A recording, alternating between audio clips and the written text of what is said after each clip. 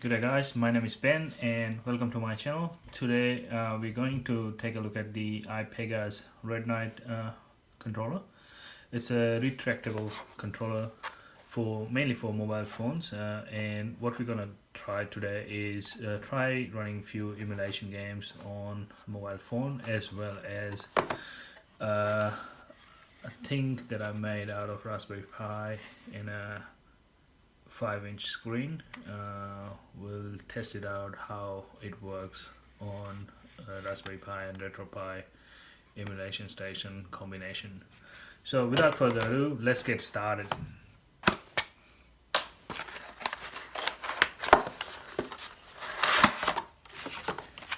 So this is what we have in the box. Got some charging cable that comes with it, micro SD, micro USB.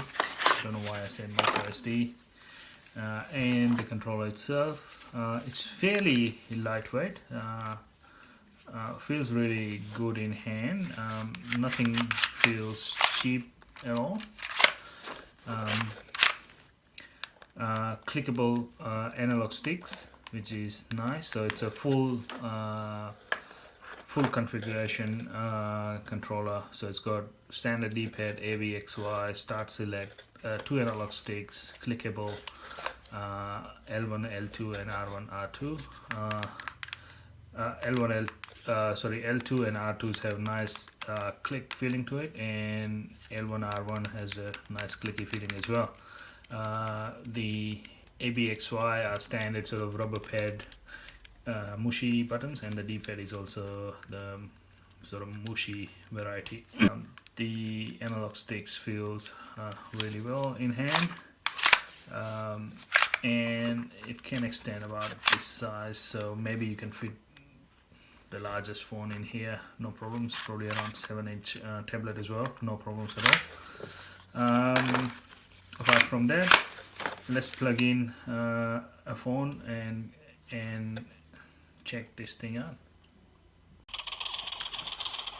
Alright, so I have it connected with my Android phone, and I'm just going to turn down the volume a bit. I'm just running a standard sort of NES emulator. It seems to be working fine after binding the input setup. Player 1, let's start the game.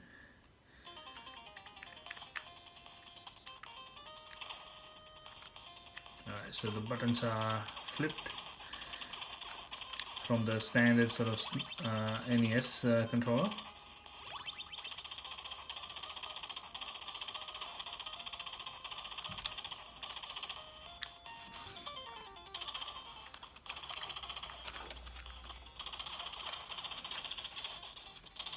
The buttons are responsive and doesn't look like there's any sort of noticeable lag. Alright, so next up I have Neo Turf Masters on the Neo Geo Portable. Just one of the games that I like very much to play. After binding the controller seems to be working fine.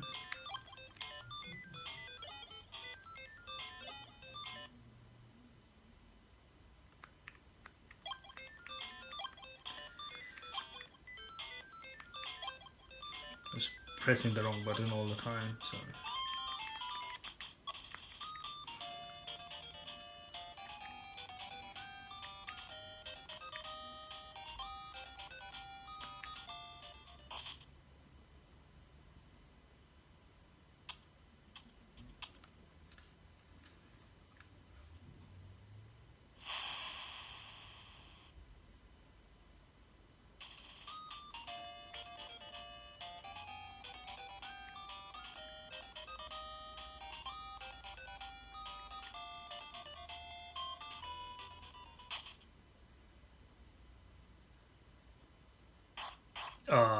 Bummer.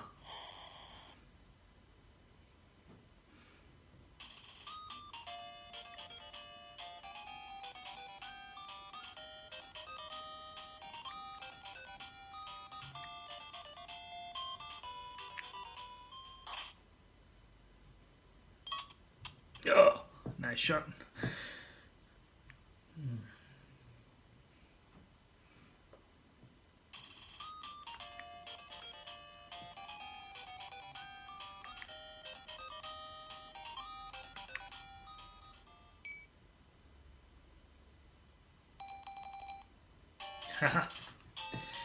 Yeah, so that was Neo Geo Portable. Alright, so I'm playing the Sonic the Hedgehog 3 on this, and it appears to be working fine.